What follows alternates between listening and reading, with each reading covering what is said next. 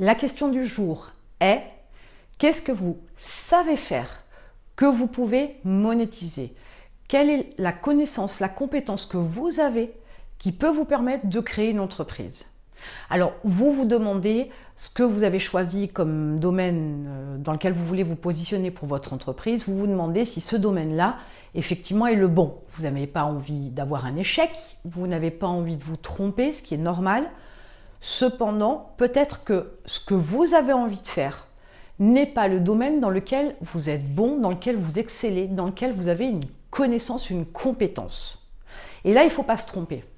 Pourquoi? Parce que si vous démarrez avec quelque chose que vous savez faire, si vous démarrez avec quelque chose que vous connaissez, ce sera 100 fois plus facile. Il y aura beaucoup de choses à dire. Vous aurez de quoi faire, de quoi donner, de quoi montrer votre expertise.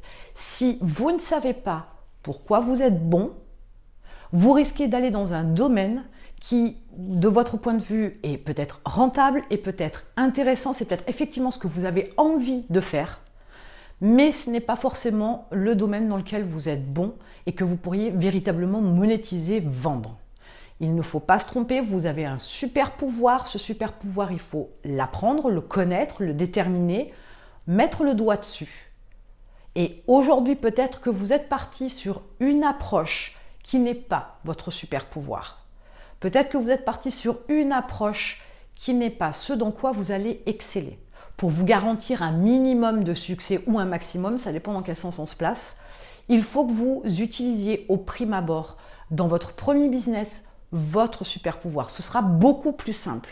Il faudra que ce soit un domaine dans lequel vous êtes à l'aise, de façon à pouvoir aussi vous faciliter la vie. L'entrepreneuriat n'est pas quelque chose de facile, je vous l'ai déjà dit, mais prenez en considération que le domaine d'activité dans lequel vous allez vous positionner doit au départ être quelque chose de facile.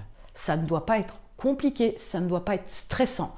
Et si vous vous projetez dans l'avenir, dans 5 ans, et que vous ne vous voyez plus dans ce domaine-là que vous avez choisi au départ, c'est que ce n'est pas le bon, c'est que ce n'est pas votre super pouvoir. Je vous laisse mettre en commentaire l'idée que vous aviez au départ pour votre création d'entreprise et l'idée qui a ressurgi quand vous avez cherché votre super pouvoir et que vous l'avez trouvé.